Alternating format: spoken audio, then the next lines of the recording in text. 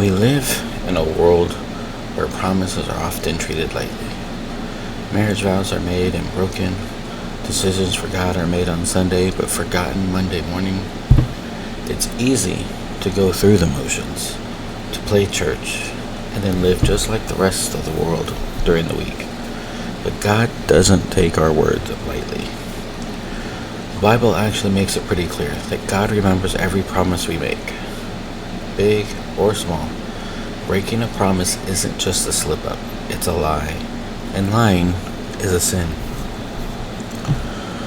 Compromise may start small, but it leads to chaos, it leads to destruction, and here in Judges 19, we actually see the depths of where it can take us. Now, due to the graphic nature of this chapter, I'm not going to read the entirety of it because I don't know who is listening with children in the car, and I want to be respectful of that, and for those that might have some sensitivity to the topics that are covered in there. But what I will do is read verse 1. And it came to pass in those days when there was no king in Israel, that there was a certain Levite sojourning on the side of Mount Ephraim, who took to him a concubine out of Bethlehem, Judah.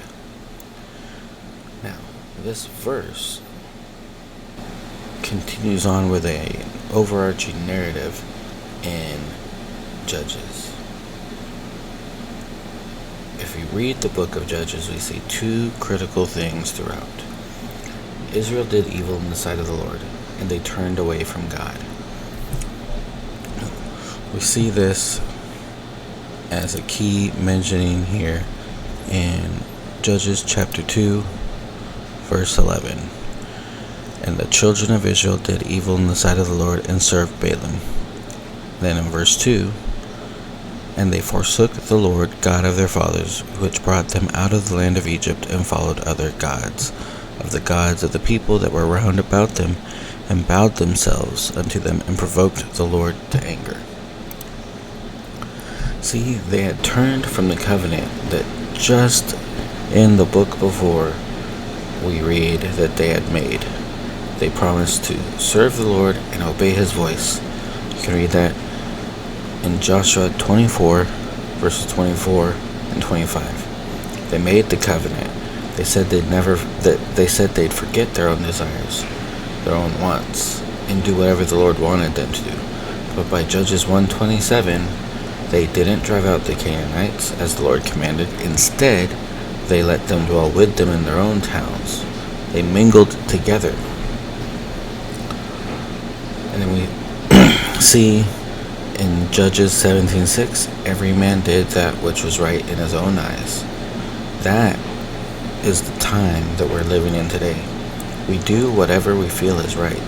We're ready to compromise God's standards if it means just a little self-indulgence. We live in a day where God's word has been replaced with follow your heart and live your truth. It's not just the world, it's crept into our churches as well. It's important to know and remember that a ship off course, even by 1 degree, is still off course, and over time that ship will be miles away from its destination. Compromise does the same thing.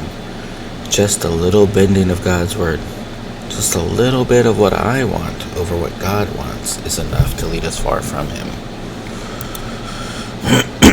As we read in verse 1 of Judges 19, a Levite took a concubine from Bethlehem, Judah, a place known for idolatry just a few chapters earlier.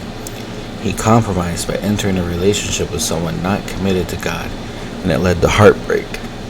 The woman was unfaithful, and when she left him, he went after her, but not out of godly love, but to save face. His heart wasn't right, and his compromise continued throughout this tragic chapter. It's a sobering story, but it shows us how compromise starts small. Maybe we tell God, you can have this much of my life, but I want to keep this little part for myself. Maybe it's a relationship, a habit, or a lifestyle choice. But once that door is cracked open, we can't control what comes through it. Compromise is destroying our homes, our churches, and our nation. We're seeing compromise everywhere. It's easy to point fingers at society, at the celebration of sin, the confusion about identity, or the moral chaos around us. But judgment begins at the house of God, as we're told in 1 Peter 4, verse 7. Oh, sorry, not 4:7, 4:17. I apologize. For the time is come that judgment must begin at the house of God. And if it first begin at us, what shall the end of them that obey not the gospel of God? What shall be the end of them that obey not the gospel of God? Are we compromising in our homes, our churches, our own personal lives? This isn't about condemnation. It's an invitation to examine our own hearts. If we don't stay vigilant, even small compromises can lead us far from God. But there is hope. Just as compromise can lead to destruction, repentance can lead to restoration. Ecclesiastes 5:4-6 says, When thou vowest a vow unto God, defer not to pay it, for he hath no pleasure in fools. Pay that which thou hast vowed. Better is it that thou shouldest not vow, than that thou shouldest vow and not pay. Suffer not thy mouth to cause thy flesh to sin, neither say thou before the angel, That is an error. Wherefore should God be angry at thy voice, and destroy the work of thine hands? God isn't interested in empty words or half-hearted commitments. When we make a promise, He expects us to keep it. When we don't, it angers Him. He wants us to keep our word. He wants us submitted to His will, even when it's not convenient for us. Whether it's cutting off ungodly influences, avoiding certain relationships, or separating from worldliness, God calls us to faithfulness. There's much justification and excuse-making for why Christians are compromising today. But if there is no real difference between us and the world, why would they want us? Why would they want what we have? Why would they accept Christ as Savior if there's no real difference in our lives because we are quenching the Holy Spirit through our own compromising? Here are some examples of faithfulness and restoration.